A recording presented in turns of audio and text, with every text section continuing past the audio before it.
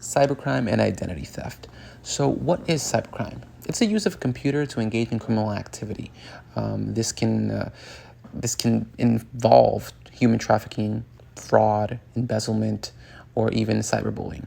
Cybercrime has been growing due to the influence it has in commerce, entertainment, and even government matters.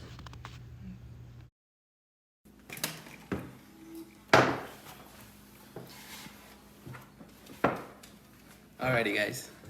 My name is Yairo Rincon. I'm a student of FAU, Florida Atlantic University, and today we're going to examine some things that might happen on a day-to-day basis when it comes to identity theft, cyber stalking, online predators. These are all things that are under the scope of technology, and we can easily be victimized.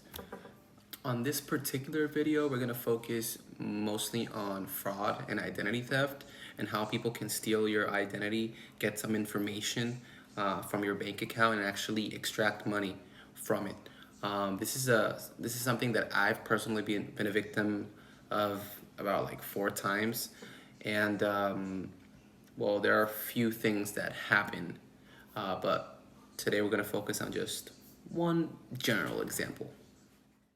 When it comes to the day-to-day basis of an average American, usually we go to the gas station about 2 or 3 times a week. Usually, for the purchasing of gas, we pay inside. However, there are some times where the cashier doesn't open or it's closed, so you have to pay outside. That's one of the key mistakes that citizens make every single day.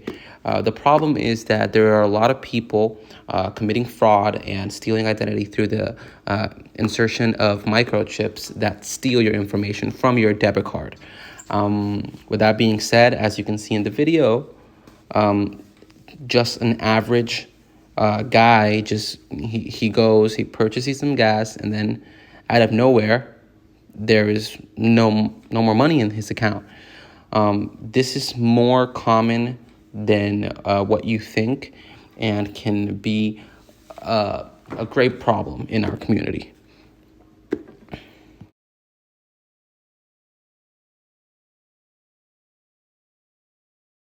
You see, when it comes to criminal organizations and gangs, as technology has evolved, they've also evolved. They've also found new ways of extracting information from debit cards and committing fraud, or even just getting extra cash from an ATM. That is why it's very important to educate our citizens, and that is why in this presentation we're going to be talking a little bit of what can happen if you don't take the necessary measures to prevent things like this from happening.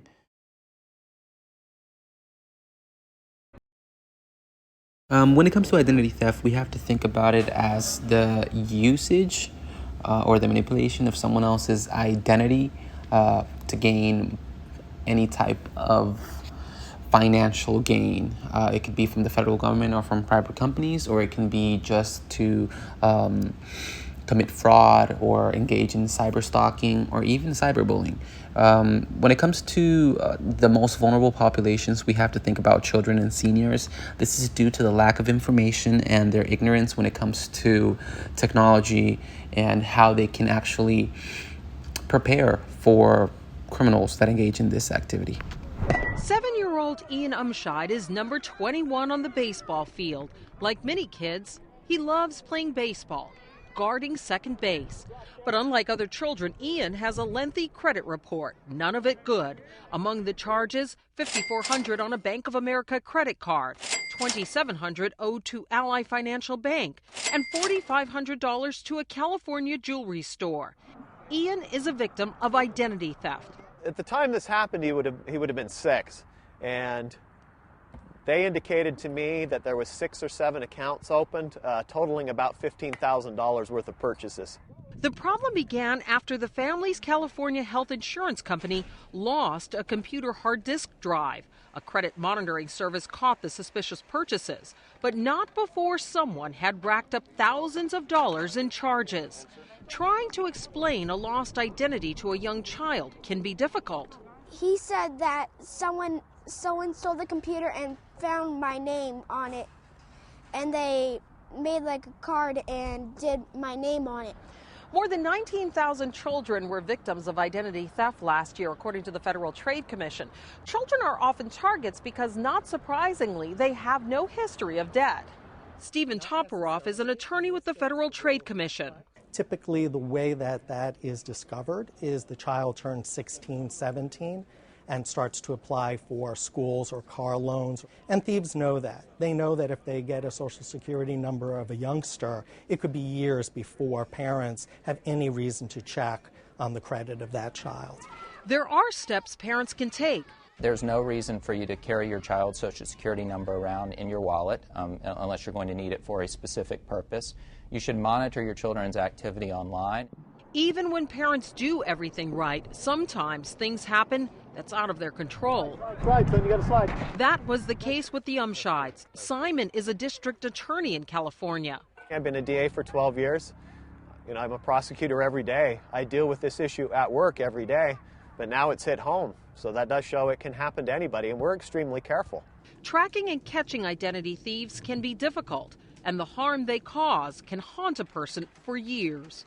Equifax now offers a family plan to help parents keep tabs on their children's credit files, and the Social Security Administration is making it harder for thieves to guess Social Security numbers. Instead of being based on where and when someone is born, new numbers are being issued randomly. Lisa Sylvester, CNN, Washington. So how do we prevent this from ever happening? One of the main things we have to focus on is to limit our access to our work devices, to not give all of our information on social media, and basically to educate our populations into what to do, our vulnerable populations. These include our seniors and our children. Educate them at school and in home. Things that we shouldn't do include not giving our Social Security online, not clicking on suspicious ads, and mostly, not trusting everyone that we, encounter on the web. I feel that most of this is due to the lack of available information, and a lot of people don't know that they can be victims of such a horrible and tragic crime.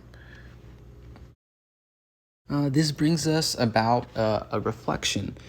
Something that we can, we need to focus on is on educating those most vulnerable populations, and letting them know that they have someone backing them up, letting them know that a big part of this whole mess is our responsibility, and that we owe it to ourselves to learn every day and to evolve with technology, just like criminals are evolving, just how criminal organizations are working to attack us. We have to stand our ground and work to stop this from ever happening and to communicate this to our community.